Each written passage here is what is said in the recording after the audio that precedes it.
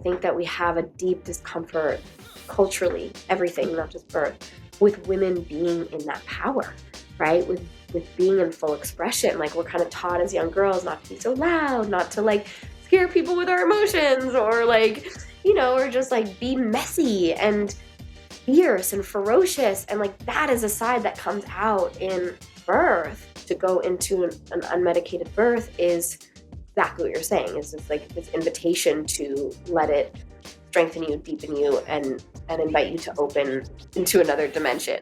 Welcome to You're Allowed to Hate Your Husband, a modern day love story. This is not about hating your husband. It's not even about having a husband. It's about living a life full of health, happiness, love, success, and joy. We are going to improve your love life by improving your love of life. I am Remy Stern, the founder of Levy by Remy, a dating and relationship coaching business.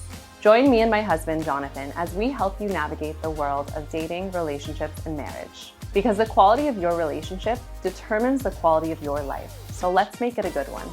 It's time to create a life that you love with so much love. So hop right in.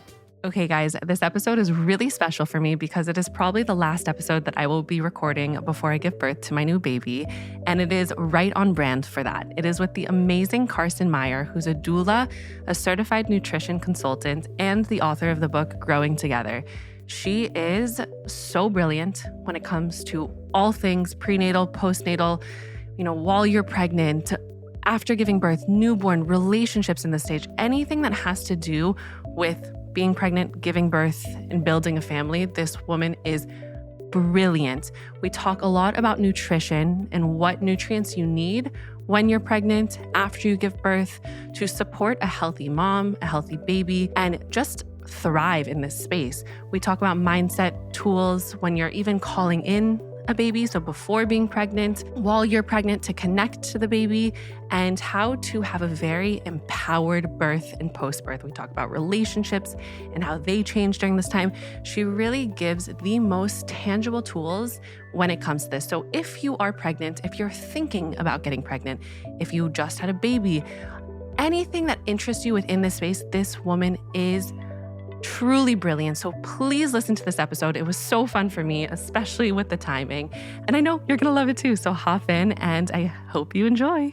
My name is Carson and I am a birth doula and nutrition consultant, a founder of See the Moon Skincare, and new author to the book Growing Together, which is a pregnancy and early parenthood book. Amazing. And we're going to get like so deep into the book and all of the details. But first, can you tell us how you got into this work? Because doula work is very specific and it's magical. And by the way, everyone comes into the world this way. So like it's literally what creates the world more or less. But how did you come to find this work? I think it started at my being born, my mom's birth with me, I often say. I think that there's so many birth workers or people who feel called to this work have their own experiences, be it giving birth themselves or being born, where it had like a lasting impression on them. And it was either a very positive experience that they feel inspired to share with the world and help other women kind of access that. Or on the other side, maybe it was not such a positive experience, or one where there wasn't the feeling of, true empowerment, and things maybe didn't go as planned in the way that they wish they could, have had more support. And so mine is that version where my mom had very little support. She had the most amazing, loving family around her, but, I think she wanted something more from the birth in terms of the experience, and it ended up being a very fearful delivery. So that I think is in my subconscious and part of, what brings that inspiration to me. And then as I got older, felt very disconnected to this whole process, to motherhood. Like so many young women in the US was terrified of the thought of it. I'd been taught how not to get pregnant in sex ed. I was taught to fear pregnancy. And then there was never this curriculum later on as I entered adulthood that said, okay, now that you're maybe in a time where you'd want to get pregnant or you soon will want to get pregnant, we're going to teach this to you in a way that makes you feel empowered and less fearful. That doesn't exist.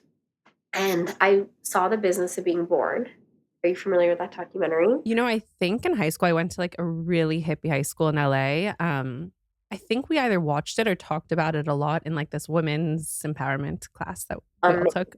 how did you do that? I clearly don't remember it enough. That was You know? 15 years ago.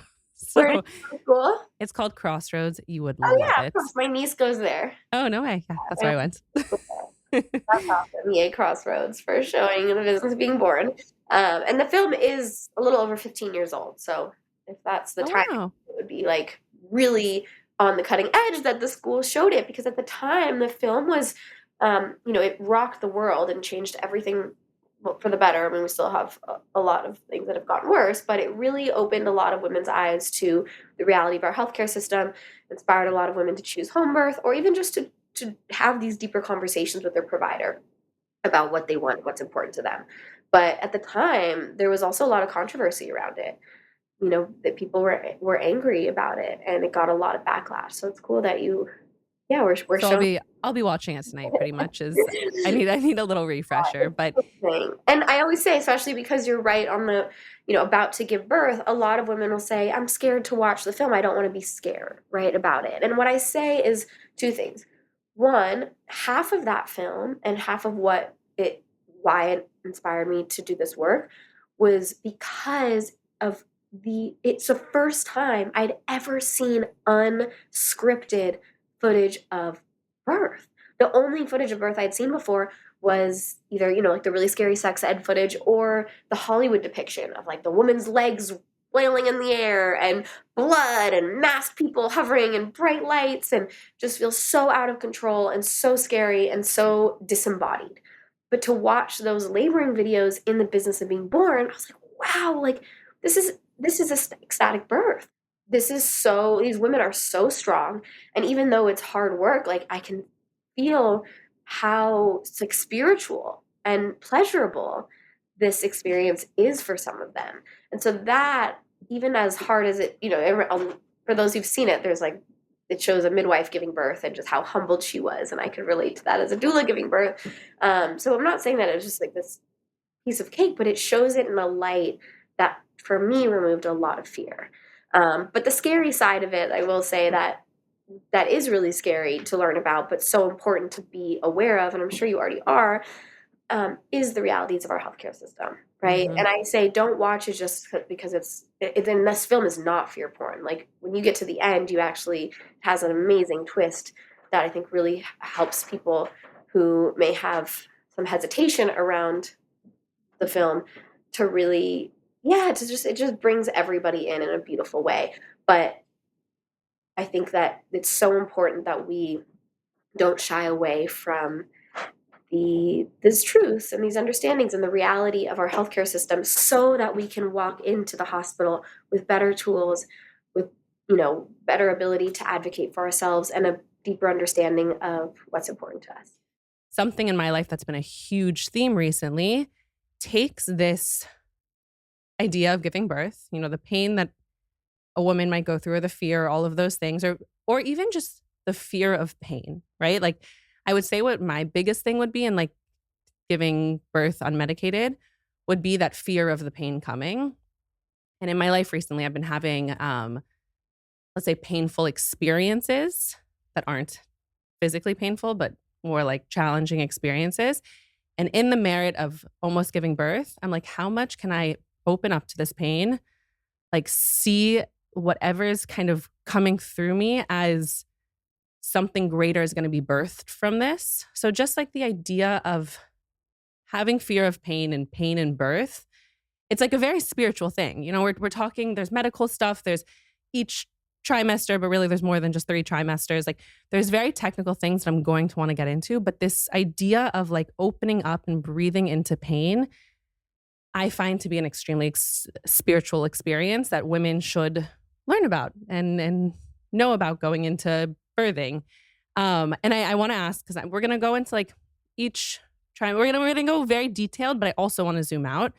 You did give birth, and you talked about the fact that it's like a crazy experience for a doula to give birth. I read your birth story, and it like weirdly, I like saw myself in it. It was like my husband's Jonathan, your husband's Jonathan. You You were watching White Lotus. We love, like, I was like, I see the scene. Can you tell us what that was like as a doula to give birth at home and the whole deal? Yeah. Um, it was it was like it was amazing. And so I feel so grateful. I always say that like having these years of experience as a doula before becoming a mother was just the greatest preparation for something that you can never be fully prepared for. Right. And so I felt so informed. I really knew what I wanted how I wanted to birth. That I really knew and prioritized the type of support that I wanted to have, and that was important to me. And all of those things, having that knowledge and experience brought so much to my birth. And as I say to everybody, especially my second time, third time, I even worked with a mom who's given birth to her sixth baby. Um, Wow. that no two births are alike ever for anybody, right? And so it doesn't matter how many births you've attended or had yourself, you walk into it also every single time stepping into the deep unknown, right? And so even though I had all this information and preparation that did such a service to my birth, I was still there at this precipice of transformation, facing it myself, and had all of the same feelings that every woman does, right? Of walking that labyrinth. And so my I don't know how much you want me to get into it about my birth, Tell but us, you tell know, us. my water broke before my labor started, and I think a lot of women are told they need to rush to the hospital, or if like something's wrong with them if they're not contracting right away. But I was really grateful to have that basis of knowing that that's normal and it's okay to be patient. But my contractions did start up a few hours later, and I labored through the night alone and with my husband. And then in the morning, something that surprised me was how I really thought like, oh, I won't really call my midwife until the end. I just like, I got this. And I really craved that female energy and that like doula support that I provide. Like my husband's the greatest, most nurturing man on the planet. But it was different. Like I was like, oh, I want this like female energy that like really gets birth to be there. And I felt like so I called her in and around like 6 in the morning, and we were still in that place of, I was snacking a little bit and we would listen to music and kind of flow. And then I'd have a contraction and go into it and then come out. But I was like, okay. And then something switched where I was like, I went into labor land, as we call it. And it was really such a blur, like that time warp that people describe. Like you do get, the brain slows down 50% in labor, which I think is fascinating. And I actually think that that's brilliant design of God so that we don't birth from our heads, because we can't, right? We have to birth from our bodies. It doesn't make logical sense what happens, no matter how much you know about the biology, physiology, the, anatomy or whatever. It's like, it is a spiritual, insane mind, FUCK, to like give birth. A human comes out of you. So I really went to that place, and I joke because I thought I would be this like, I'd be oming and like, meditating and this like peaceful birth, but I like a primal wild animal came through me, and I was the loudest birther I've ever known. Um, I mean, I just screamed my head off, roared profanities every wave that came.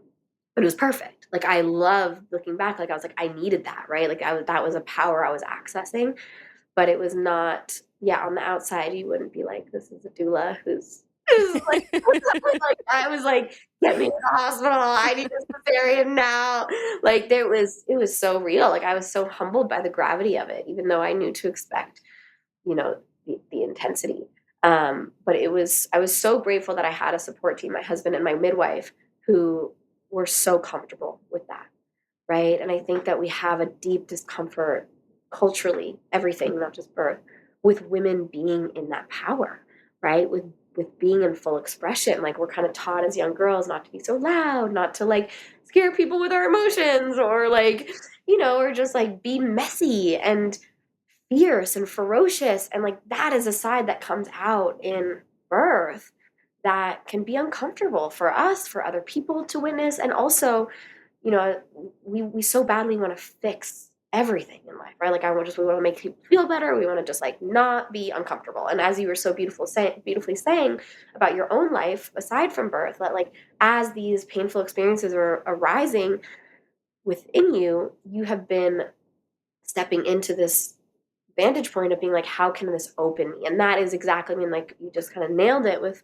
what birth is, right? And what these sensations are, instead of this desire to fix it or mask it, like to go into an unmedicated birth is exactly what you're saying. Is just like this invitation to let it strengthen you, deepen you, and invite you to open into another dimension. And so that was not easy for me, but I'm so grateful for it. It's like so inspiring. I don't know if other people feel that way, but I'm like, yes, I want to do it.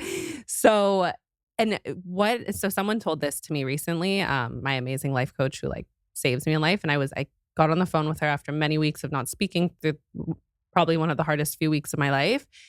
And it just happened to be that way. And I was like, I can't handle the pain of this situation. I was like, I can't. What am I supposed to do? I can't stay strong when I don't want to stay strong. Like, I don't know too. She has 4 kids. She's labored unmedicated. Like she knows what's up. And I wasn't thinking about giving birth. And she said to me, she goes, Remy, you're about to enter this next stage. So this is going to make perfect sense to you. She goes, when when contraction is coming, not only should you accept that it's coming, but you should expect that it's coming. Like when challenging things are coming your way, like expect a challenging thing to come. So you're okay when it hits. You're okay when the contraction hits, right? And the minute it hits, if you tighten up, like we're talking about, if you tighten your body to a hard situation, a contraction will very much so go into birth, but I'm just comparing the two because why not? If you tighten up and become fearful of the pain gets 10 times worse. If you say, I expect you coming, I accept you coming, I'm going to breathe into you, open up, like we've said, then the pain goes by and the pain wasn't even as bad as you thought it was. Like you can look back and be like, that wasn't so bad. I did it. Okay. Like, Always the anticipation, right? mhm. Like that's something that is, yeah, that I think is the hardest part for us. And it's reminding me, and maybe this is a helpful visualization for you going into birth, but I tell my clients this metaphor has helped me so much. But when when we think of, like you said, like those waves, right? And I grew up at the beach. So to me, the ocean is like such a sacred place. It's my happy place, it's my calm place, it's my like it's just everything makes sense there. And we all know the feeling of being completely humbled by the ferocity. What's the word? Ferocity. Yes. Don't ask a pregnant woman Ferocious, words. ferociousness Yes. of the ocean, right? Of being caught in the whitewash, of being taken down by a wave, and how this is what labor is like. And I think, I'm all about hypnobirth, and there's just so much value, especially in helping to remove some of that anticipation fear. But, sometimes we're set up to prepare for birth in this way of like, okay, think of the tranquil, clear waters in the Caribbean, and you have your pina colada, and you're on a raft, and it's just the sun is on you, and it's beautiful. And those visualizations are powerful, yes. And being in labor can feel like you are at the foot of Jaws. You're at pipeline. Like you are facing some of the biggest, strongest waves of your life. And I like to talk to my clients about that because they don't, if when they're in that state, if they're in that state, then they don't feel like they've done anything wrong or that they're in a place of danger, right? But like you said, to kind of expect that you're going to be in a big swell at times. And what do we do when we are approaching, our wave is approaching us? We can't go back to the shore. We can't try and fight it because then we get really screwed, right? Then we get in the whitewash. Then we like can't catch our breath. Then we're exhausted. We have to go towards it. We have to go under it. And the deeper you go under a wave, the still more still it is, right? And then it pop up on the other side, that wave rolls over. And then, in labor, if we're using that metaphor, there's going to be hundreds and hundreds of waves on that horizon that are going to continue to keep coming. But if you take that time in between, take your breath, right? Take a moment, come back to the presence and prepare yourself for that next wave, you're going to keep riding them, right? It's a brilliant way to put it. And because I've done medicated birth. I even found, and I waited, for me, like what was very important was to be as horizontal as possible for as long as possible. So I waited to get epidural for a long time because I didn't want to be lying Yes. down. Um, I will say when I got to the point that I was at, I was doing the get me the epidural. Like I was at that point, which someone recently told me, I think it was actually on a podcast episode I recorded. Someone was just fascinated with birth. She said, when you're at that point, that's like the hump of get through that. And like, that's where the birth is happening when you're like screaming, get me the epidural. Anyways, movies, I said, husband, get in that hallway and get me the epidural now. I remember feeling like it was like a fire breathing, burning dragon from my feet to my head. And I was like, oh my God, you get epidural. And then you're like, oh, like I see why, like what happens there. But even so, like I did many, many hours without epidural after my water broke, after contractions started. And these visualizations, I think, just opened up my birth so magically for it to happen with very little. I didn't have to get, any of the things that I wouldn't want to have to get. I really did it as naturally as possible because I think my body, every time I had a contraction, I was able to think about opening and relaxing and releasing into it. Even going backwards, like preparing for this moment, right? We've got this one moment that takes 9+ months to even get to. How do you have people connect with their pregnancies throughout the whole time? Let's say spiritually first. We're going to talk about maybe nutrition and do all of those things, but connecting to baby first. Yeah. So the book starts at conception, but I think, I love what you shared. I think it's so important, if we have the opportunity to begin preconception. I love the book Spirit Babies. Have you read Spirit Babies? Oh my gosh, you were gonna love it. But it talks about, like how there are spirits and souls that exist prior to conception that are waiting to come in through us, and that there's, just meditations, and it's personal. I don't like to make these things too prescriptive, but in the book they're just simply invitations for, maybe it's letter writing. For me, journaling to my spirit baby prior to conception was really powerful. Um, when we decided, like, consciously that we wanted to conceive, that was an important thing for me to do, was to have a rapport with this soul, to kind of like invite her or him. I like knew it was a her, so I'm just gonna say her. I didn't like no, I didn't do an ultrasound or anything, but I just had a feeling. But to like invite her in and to be vulnerable too with her about, how I was experiencing my feelings. And so my journal in pregnancy was just my best friend. And I'm not a big journaler normally, but that I found like a really grounding practice. And then in pregnancy, that same thing really, really served me. And as it was like you said, like talking to your baby, the power of that. We know later in pregnancy that they can hear us in the womb, right? And I even say, they're absolutely understanding and experiencing that love from inside, and that intention. And even if you're more cynical or don't necessarily know the psychology of birth in utero, but it's undeniable that self-talk itself can bring us into a better place of harmony and help us reduce stress. So that alone, right, as we talk to ourselves and reassure ourselves and the life within, is helping us to feel more connected just to ourselves, right, at the very least. But I'm also know that it has benefits for the baby as well, because we are all one. And then in labor, I shared a little about my labor experience, that I was just going buck wild, in my language and my profanities. I like think I bit through my husband's skin. Like, I was not in my zen, but with each break of, between each contraction, I would talk to my daughter. I would say, "You're doing a great job. I love you so much. Thank you. Mama's got this. I'm not yelling at you. I love you." Like, and then start that. And I found, I've been teaching mantras for so long, to my clients, that they should have mantras for themselves, mantras that their birth support team, shares with them to help them through labor. And what I found in this experience, that it was a lot easier for me to give those mantras to my child than it was to give them to myself. The innate mother within was so much easier for me to default to mothering my child than it was to mothering myself. And so I thought that was a really, and through pregnancy too, right? We can get so hard on ourselves when we are stressed. We can just be like, well, fuck it, like I'm this, I'm that, whatever. Like but when we have this like reserve as nurturers, as like women, that as a mom, like you're like I can be at like rock bottom, but I still have something to give to my child, right? It felt like that was a big part of it for me. It's so funny you say that because some of my biggest healing in life happened when I was pregnant with Juliet, with my first.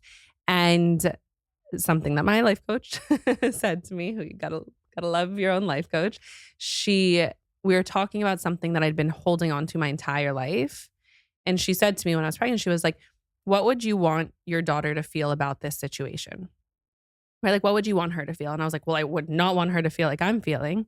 She's like, okay, well, then you can't feel that way. Like, how can you expect your daughter to not like get worked up or care about something or be like attached to something that isn't meant for her if you're not even able and willing to do it for yourself? So then I took this whole very deep journey of like an inner child healing journey, which was funny because I literally had a child inside of me and I was Yeah. doing inner child work for Remy, like my inner child. And I find that talking to the baby is huge. And that has carried me so much through being a mother too. My 2.5-year-old, she talks, she understands, like she's very, very smart. But I probably would even explain things like, yeah, she might understand everything I'm saying. But I find that like with a newborn, with a toddler, if you talk them through it, even if you sound crazy, I'm like, I'll explain anything to her and she'll look at me. And like, even if she didn't get it, she'll kind of understand what I was saying. So I think that connection of speech, at least for me, and it sounds like for you, whether it's in pregnancy, whether it's pre-pregnancy or preconception, if it's in having the newborn, I was taught very early, thank God, that when you have the newborn, like tell them, okay, now it's time to have your bottle. Now it's Change, yeah. we're gonna change your diaper now. Like be like respectful of them. Don't just like see it as this little potato blob that like you're throwing around. So that connection tool, you would say that that conversation and like communication is huge throughout pregnancy, in birth, and post-birth. Would you say that's kind of the main way to connect with your Yeah, baby? I think it's such a powerful and important um, tool. And I also think, when we talk about birth and what it means to have an empowered birth and a birth that is sovereign and a birth that we feel good from and not traumatized from, think about it. It's like women want to be respected in their body and to be communicated to with respect. And these are things that we have the opportunity to ingrain in our children prior to conception, in the womb, in their early days, as you're saying. So besides it being just beautiful for the nervous system and for connectivity, it's also, my hope for it is that it's ingraining those tools in her so that she grows up to be a woman who honors that within herself and expects it from other people.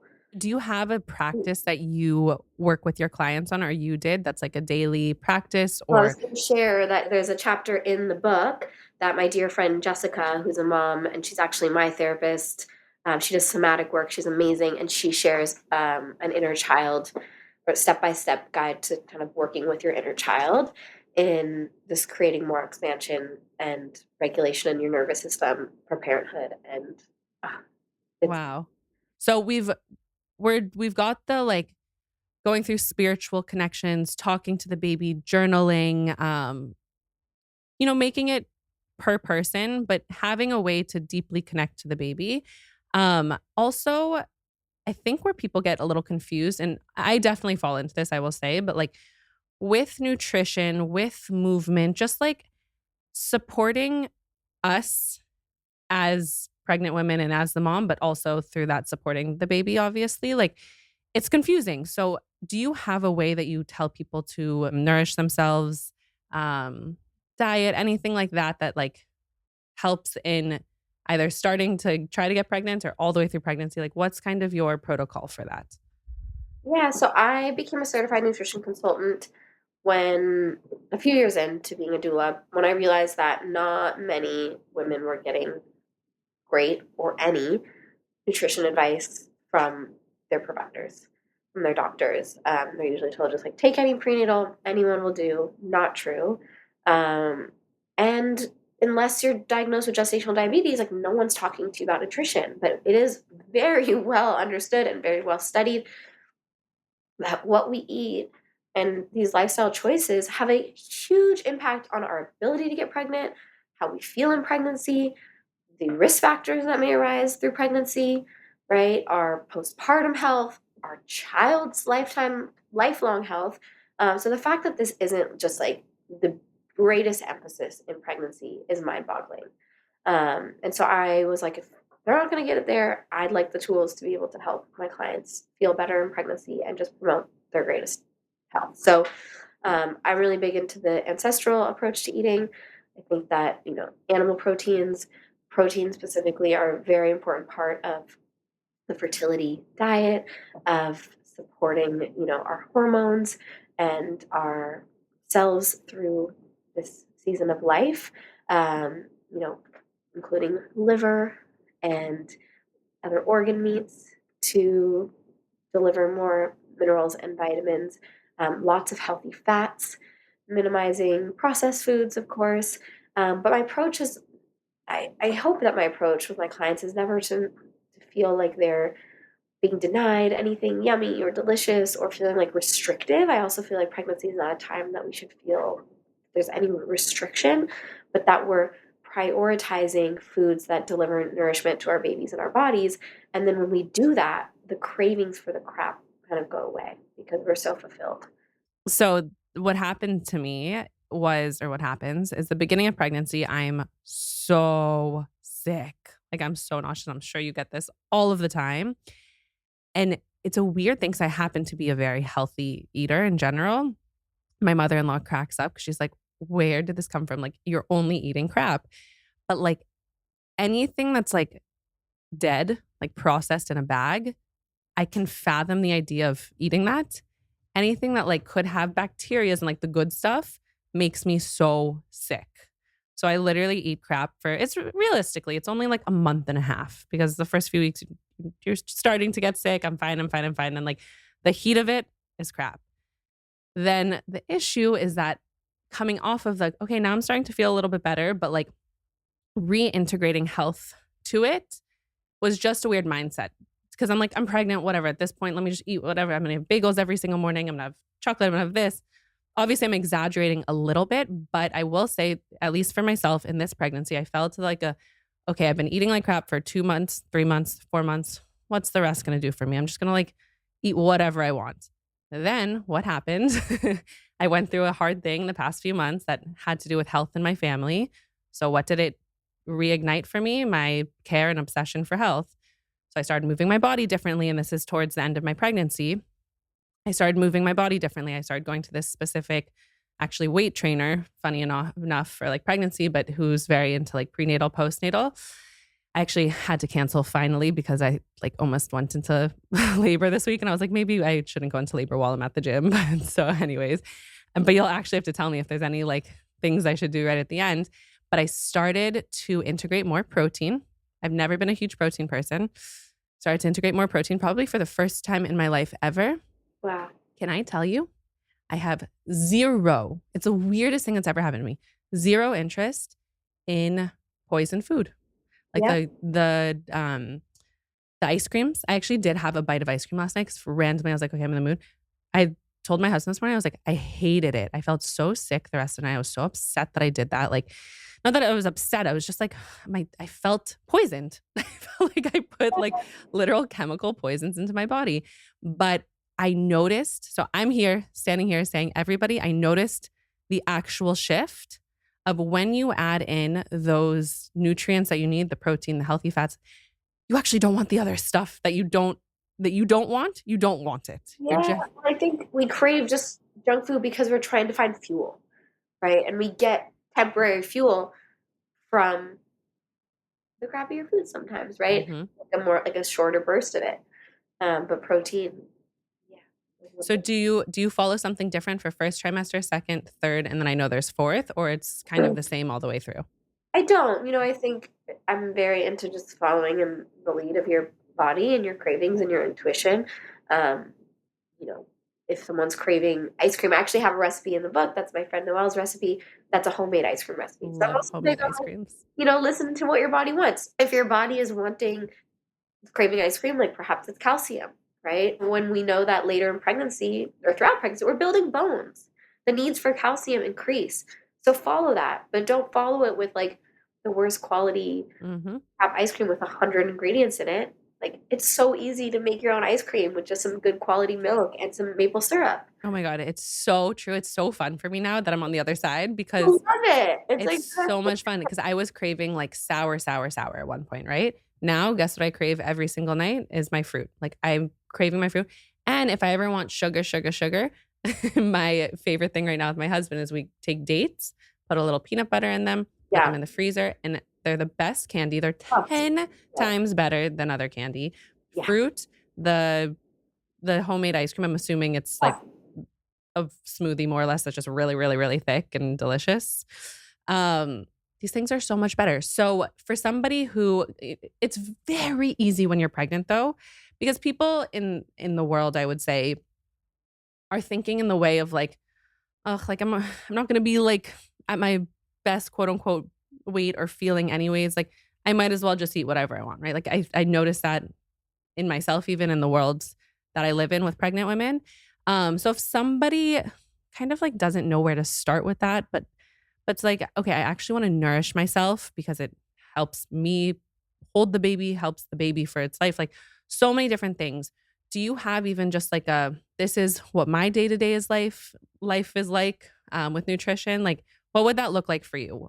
One Yeah. day in a life so someone could start somewhere. I have some recipes in the book, and I do talk about like postpartum is kind of a whole other wheelhouse where I do think it's important that there's certain that we avoid and prioritize to support that healing. But and I love for anybody who's not familiar with Lily Nichols, she's an amazing resource. She has great nutrition books. She has a great website.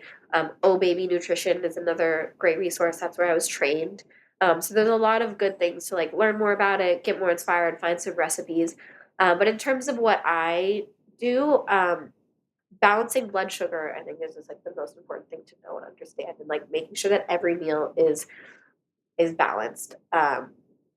This is also very, very valuable for when you're starting to feed a child, a toddler, because as you know, the mood is very connected to blood sugar crashes. And so, what we feed them, how we feed them, how often we feed them is going to really help promote more stability within the home as well, and greater health for them. So, for me, this looks like waking up and always starting the morning with protein. So I don't skip breakfast ever.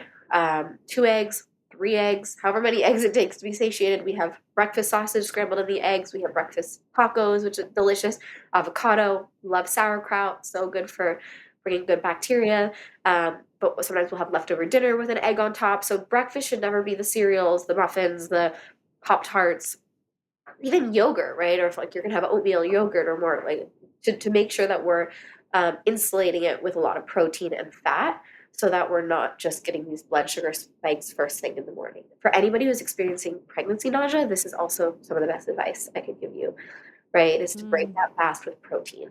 Um, Lunch is something that I really easy to forget, especially if you're a working mom or just life. But this is where making extra dinner and having leftovers, right? And just having something really easy to throw together. I'm big on, and then I'm spoiled. Like my husband is the most amazing cook in the world. So I Lucky. make it sound really easy, but like he cooks everything for us. And so we always, for dinner, it's always either like a fish or a protein, animal protein. So we do a lot of grass-fed beef, we have pork, we have lamb, we'll have wild salmon, and liver. My daughter loves oxtail, and so we always prioritize like a really healthy protein. We'll have it with beans, which we soak for 24 hours overnight to help them break down and become more easily absorbed in the body. We'll have like some white rice with it and veggies. And so it's like it's really simple, right? We think about it like it's and we enjoy, we'll have like gluten-free pasta and things like that, but we're making our food at home. And so we're getting to, even the foods that are quote like unhealthy, right? Like the pastas or the bread. It's like I don't think we need to villainize those foods. It's just more about like what are the qualities we're sourcing from. Mm-hmm. One thing my daughter's obsessed with is making marshmallows. She had a full meltdown this morning because she did not want to wait for the marshmallows to set because she was so excited. But we make marshmallows and it's gelatin, which is right, like collagen rich, so many wonderful minerals and amino acids and proteins. And then we put maple syrup and water. Whoa. Let it set, and it makes the most amazing marshmallows that there's no yucky fillers and food dyes, there's no synthetic sugars. So yeah, I'm like all about enjoying food. It's so true that like none of these foods are actually bad for you. It's just the people who are making it, the companies who are making it that who puts in chemicals. Yeah. So two quick things that I want to go to. First is going to be you had mentioned prenatals. And honestly, I'm probably one of the people who was never taught what to take. So where do people begin with that? Like what? And then also sometimes I'll like fall into buying the like protein powder that's a prenatal vitamin and stuff like that. Like, how do you feel about those type of things? Yeah, so there's some great like Seeking Health has an amazing protein powder or just mixed prenatal protein powder. But other than that, I'm not really big on protein powders. I much prefer we get it through real whole foods. That said, like you said, first trimester can be really hard. Sometimes we just need an extra boost and then I think we do what we can and we find good solutions. So I'm not against that. And I think if it helps people stomach their prenatal vitamins, then, there's ways to have it in drinks or in smoothies, which can be great. But yeah, I'm big on like, how can we access it through a whole food? And same with the vitamins and minerals from prenatals, by the way. Like I think ideally we're getting that through our food. But, our soil is not of the same quality that it once was, right? There's less minerals, less nutrients in our soil than ever before. A lot of us have gut imbalance, leaky gut. A lot of people are not eating nose to tail. And so I do think that prenatals are important to help us supplement the modern diet and lifestyle and realities of our degraded environment, right? But it doesn't mean that we ever replace them for good nutrition. Mm-hmm. But in terms of choosing a good supplement, people are usually surprised to know that there's no FDA regulation around prenatal vitamins. So anyone can make a prenatal vitamin, say it's the best one ever, and put it on the shelves. Some have, harmful ingredients or contaminants, but a lot are just not enough, right? Some of these supplements are really expensive to have in higher quantities. So looking for one that has choline is important. Not a lot of supplements contain choline. Making sure that it does not contain folic acid. We want folate or methylated folate, but a lot of the top brand prenatals will have folic acid, which we know, especially for those who have the MTHFR gene mutation, can lead to other issues and deficiencies. And I'm not a big fan of synthetic iron. So I do think that that's something that I prioritize not having in prenatal so that we can address iron needs specifically, individually, and through whole food sources that don't have the same impact on the body because elemental iron can lead to constipation, nausea, bloating. Wow. So interesting because I know these things lightly, but I'm assuming nobody knows this. They get the first one that they search on Amazon. So is there one that you recommend for people? Yeah, I mean, I really like I mentioned Seeking Health, I think is a great Okay. brand. And I really like the brand Needed. I was the founder's doula. No way. Uh, That's the protein powder that I used. yeah. And Amazing. collagen. Yeah, I think it was collagen actually. Okay. Yeah, so collagen, it is a protein Okay. powder, but a little different. I guess I define it different than like a protein powder. Okay. No, that makes sense. Great source of getting extra protein. It went like this into the smoothie. Yeah. Protein powder. Yeah. I don't know if they make a full protein powder, but it's collagen. Okay, amazing. So whatever one I bought. Sometimes when you're a mom, you're doing things like you don't think about this stuff, and that's why we need people like you to do this for us. So then we're getting the right supplements.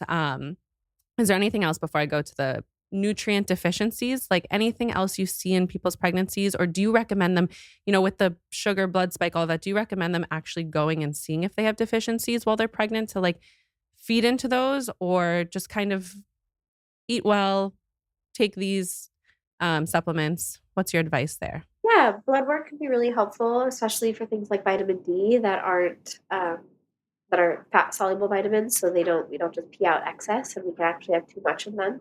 Um, so I do think that blood work can be really helpful with knowing, yeah, Okay, how much amazing. they And need. then postnatal, what do you typically prescribe people on, or what do we lose? What nutrients do we lose and need more of? All the good stuff. And I know you said there's like a whole nutrition part to postnatal as well. Yeah, so I talk about this book in my book as well, but postpartum, um, it's important that we continue to take prenatal supplements or a postnatal throughout the duration of breastfeeding. And, because we grow a baby, we birth a baby, and then we're sustaining that baby through breast milk, which is requiring a lot from us: calories, protein, fats, and minerals. So things like omegas, right, are really important. So fish, having the iron through animal based foods. Um, Zinc is another one. Calcium, because you grew bones and now you're making milk. So yeah, I mean they're all really important to prioritize, but and this is why just taking a prenatal after is recommended, and really, really, really prioritizing the nutrition after birth, which I think can be even harder for different reasons than pregnancy. You're Hmm. so focused on feeding this new life. You're so focused on delivering nutrients to your baby. And as you said, like some people are really focused on trying to bounce back to their pre-pregnancy body, or, lose the baby weight to get back to, into their genes. But that should not be the priority of the postpartum season. This time of after birth should be about replenishing, giving to yourself more calories, more and good foods, right? And if you're prioritizing that blood sugar balance and those good foods, then it will become easier to lose weight ultimately. And it might not be right away, nor should it be, right? Your body is prioritizing making sure you have enough fuel to feed your child. And I think when it comes to things like hair loss, thyroid imbalance, mood, specifically postpartum depression and anxiety, a lot of these things can be linked to poor nutrition and lack of nourishment for the new mother. I've actually heard a lot because you hear a lot the thyroid stuff, and I've heard that it's like a super overly wrongly diagnosed thing for women. That's a huge shame, and we need to work on that a lot, is what I've heard. And I also heard, because I was extra prescribed, I think, folic acid. Is that possible? Was Yeah. that? And I heard about this in gene mutation or something, and the fact this is people trying to figure it out on their own, by the way. Like, this is me like reading the things, listening to podcasts, and to have someone like you who has the knowledge changes everything. In the book, I'm like gonna read this thing so quick over the next few days. Like, I'm so excited. Oh, well, I hope it just Um, makes you feel like in this yummy state of being really excited for birth. no, it's the best, and thank God I have it the whole time. I'm like, give me all the information. But I heard that these things play into even your mood, and everybody's also so nervous about that postpartum depression time, where your hormones are. I remember it last time. I remember I got home and someone said I think it's like the fourth day blues, something like that, like third or fourth day blues, and I'm like on a crazy high, like just took ecstasy vibes, like high, high, high. I think I get to fourth day and I'm still on my high, and I'm like, hey, I'm not getting the fourth day blues. Like, I love this, and I have it all written down in my journal. And then I think I entered the fifth day, and it was like Monster Town comes out, and I was like emotional roller coaster, the whole deal. Which again, you have to expect, accept, and breathe into that time, because the first, especially with your first baby, that beginning is chaos, but it's beautiful chaos. Yeah. But it's chaos. I can't speak to what number two is going to be like, but we'll see. Um, but that also has to do with nutrition. Like, your hormones are going crazy. They're all over the place. To be able to nourish yourself with the right nutrition is so important. And I'm cannot wait to get your recipes too. Super excited about that. Anything that's like specific to postnatal that you recommend someone add in? I mean, I recommend prioritizing warm foods, soups, easy to digest in those early days and weeks. Again, organ meats, once we're, and all meats should be really soft and braised. Bone broth is amazing. Incorporating seaweed, kelp, which is going to be a great source of iodine. I love jujubes. Do you have jujubes on hand? I don't think so. I don't even know what a jujube looks like. Jujubes, Mother Bees sells the best organic jujubes. And make a tea, which is super high in vitamin C. So it's going to help with healing. It's going to help with collagen production. And it's going to help. I know you have a toddler at home. Keep everyone healthy in the house with lots of. What tea is this? It's called jujube tea. Oh, Tea okay. with the jujubes. Okay. Yeah, so that was something that we just drink a lot of postpartum, and it's delicious, and you can give it to your toddler too. So yeah, incorporating vitamin C rich foods, foods that are high in iron, and then like grains, beans that are really, really well cooked. So a pressure cooker is your best friend postpartum, right? So you can slow cook meats and do things like kitcheries that just will be made quicker and a little easier, sometimes in a one pot dish. And we have a kitchery recipe in the book as well. Um, but yeah, things like high on omega, so fish. I remember I had like salmon roe all the time. I love salmon roe, so I should have it after. Oh yeah, so good for your brain, so good for your breast milk. I Um, love salmon roe. My sister-in-law were pregnant at the same time. She just gave birth. And she and I would have so much salmon roe at the beginning of our pregnancy. We lived together at the beginning. We ate a lot of salmon roe. So this makes me happy. I'm telling yeah, her I right would have after. salmon roe on top and avocado, and so all those healthy fats are really good for enriching your breast milk and supporting your brain. And so there's so many factors of postpartum depression and anxiety, birth trauma, personal history, lack of support, sleep, so much. But one part of it that we rarely look at is our blood sugar, is our nutrient levels, our thyroid levels, so just like we know from our children, when we're skipping meals, when we're not eating enough, when we're eating crap, when we have a blood sugar imbalance, it's going to impact our mood. And Mhm. so it doesn't mean that you can just necessarily eat your way through not having it, but let's rule that out. Let's make sure that a mother is nourished and supported nutritionally so that we can address some of the trickier things to work through, right? Which, may be the traumatic birth or Getting sleep. relationship issues. Yeah, or getting sleep, which is impossible. Like unless you're co-sleeping in the beginning, which can be helpful. But I just think that we should always be addressing the nutrition part first. So because you said the relationship part, and that's something that I love focusing on, and I know you touch on it in your book, you call it, I think, baby proofing the relationship. Any advice, and we can end on this because this is really what this show is about, is, loving yourself, loving a partner. And this is a crazy time post giving birth. Any recommendations on baby proofing a relationship? Yeah. Oh my gosh. Can be so hard, even on the best, strongest, most loving relationships to have a new child. You're sleep deprived.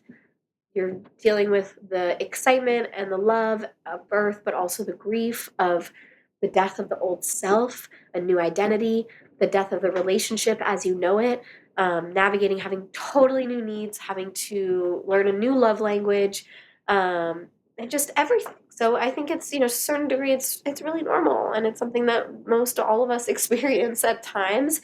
Um, but I do think that there's a lot you can do in pregnancy, which is why I write about it earlier on in the book, to prepare for what we know is going to be a huge transformation, and a time where more support is necessary. And so one of those is just a more pragmatic recommendation, or just is to have that support. Get a postpartum doula. Make sure you're getting body work as the mother, right? To really tend to your nervous system, to your physical needs, and help you restore after maybe not a great night's rest. Make sure that you have the nourishing food, that is accounted for, whether it's a meal train that you're very specific about the types of foods with your friends and family, whether it's a food delivery, whether it's having a postpartum doula cook for you. I got a deep freezer and we had a lot of foods pre-prepared, but this is going to be a huge one. It's going to take some pressure off the partner if they're the cook of the family, and just make sure that you're both meeting each other in that baseline balance blood sugar state. And then just making sure that, a lot of people will say things like, oh, my husband's gonna take a few weeks off work, so we're good, we don't need any help. And you're like, no, just because like you're gonna have those extra hands, like it's still a tremendous amount of work. And sometimes as the mother, like when you're nursing your baby all day long and in this postpartum state, you just want to be holding hands with your partner. You just want to be together and to just be felt and seen. And if your husband's having to do all of the tasks that were normally maybe shared tasks within the family, or their tasks that are now doubled because there's new babies have require more laundry than you could ever imagine. Um, just allowing to, and creating space for them to have support too, so that their support can look like what you need, which might not be did the dishes. It might be just being present with you. So that's one thing, is really, really, really creating this sacred window for yourselves that's going to minimize that pressure and tension. Two is talking about certain boundaries that you want to have. I think a lot of conflict comes from, maybe an unwanted visitor or family member who's overstaying their welcome. The expectations of, like where the baby's going to sleep, how the baby's going to be fed. Like talk about these things before. If there's certain things that you've learned or read about that are important to you, be it breastfeeding, co-sleeping, have these conversations with your partner. Bring him into the conversation early so that he doesn't feel like he's just having these new lifestyle changes sprung on him right away, last minute in real time, but that he understands the physiological benefits of these things and he is gung ho and excited to support you in executing them and in mothering in the way that feels innate and good for you, like really making that a family, those things family decisions. And that doesn't mean that like if your husband doesn't want to co-sleep, there's no co-sleeping. It's how can we talk about it before when we're in this in a maybe a more restful state about how we're going to implement these things so that everybody gets the rest they need and everybody gets their needs met to a certain degree. So that's two. And that's a long answer. And then three is I talk about the move on method, which I write about in my book, that I'm just like Scorpio. Really hard to get my forgiveness. If you've crossed me, like, yeah, I'm you don't want I to know be Scorpios. you don't wanna be with me. I know Something Scorpios. I have like learned and it's been really helpful for us. And it's not about like bypassing an issue or shoving things under the rug, but more just being like, is this like ego? Is this just like my inner fire wanting to like be right? Or is this in service to our family? And like the faster we can move on from conflict, just everyone's life is better. And I really believe that like the hardest days as a parent were not because of all the parenting things or our child, was because my husband and I weren't on this, like weren't strong together. And so we've learned, again, it's not about just ignoring things. Like we work through them and talk about them later and readdress them and rehash them, but like just make up. Like I know it sounds so much easier said than done, but like once you kind of strengthen that muscle, and we've gotten pretty good at it at this point of just like moving on faster, and everything is so much easier to deal with because you need each other, right? And so I talk a little bit about that in the book and some of those tools that have helped. And I think for your child too, I know that so many of us have, we're our parenting and from a place of consciousness, like don't want to be in conflict around our children with our partner. And I find it really important and powerful to take some of that pressure off, to just have them see you make up too. That's really cute. I love it. It's funny because the beginning is so chaos, and my husband is smart enough per se, and this is just the first month, so it doesn't last forever. But he just says yes, my love, to anything I say because he knows that I'm like probably not speaking from like my truest source. So I'll like say something crazy and he goes, yes, my love. Like Yes. whatever makes you like so he's doing the like Genius. He's just move. He tells all the guys. He's like, no just say, matter yes, my love. yes, no matter what she says, you just say yes, my love, at least for the first month. Yes. And I say this too. There are more postpartum hormones after birth than when you're an adolescence. So think about when you're 16 and like the feeling. A new mom has more hormones raging than a teenager. It's a So lot. having your partner know that, right? So that the yes, my love is just an understanding and a grace and a patience and just a I love. love that.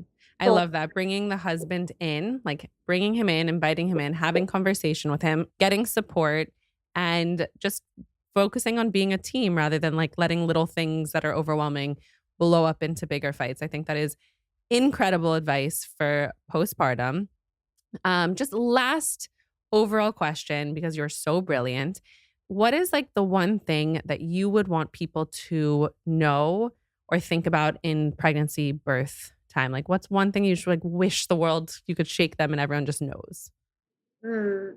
You know, I mean, obviously it's hard for me to choose one. I wrote a whole book on all of this, and so, but Everyone has to go read it. yeah. We'll link it at the end. But But I yes. guess, it all comes down to knowing that you are the boss. You're in charge of your own body and baby, and nobody in the world is going to care more about your body and baby than you. And not just going along with maybe whatever the mainstream is, or your doctor says, or your doula says, or just your friend, right? Or even a book to really like get comfortable asking questions and doing your own research and tuning inward to finding the best authentic path for you and knowing that you always have that choice and that freedom. I love it. So do a bit of research and like learning so you can feel empowered, but then tune in with yourself and maybe find someone like Carson. First of all, read her book. I'm so excited too. So where can people find you? What do you offer people? Give us the good stuff. Yeah, so you can find my dual offerings at carson-meyer.com. And my book is called Growing Together, and it's available everywhere March 25th. But it's available now or early for pre-order, depending on when you're listening, but it is available out there. And then my skincare line, See in the Moon, can be found at seeinthemoon.com. Amazing. Oh, you are the best. Thank you. Thank you. I can't wait for everyone to hear Yeah. this. You are amazing. Thank you, Ellie. Thank you so much for listening to this episode. Thank you for listening to the series. If you like our podcast, please show us some love. Your love helps us grow and allows us to give you more of what you want. So like us, follow, review, subscribe, all of the good things. Share it with a friend, share it on your social media. It helps more than you know. We release a new episode every single Monday, so stay tuned. We love you.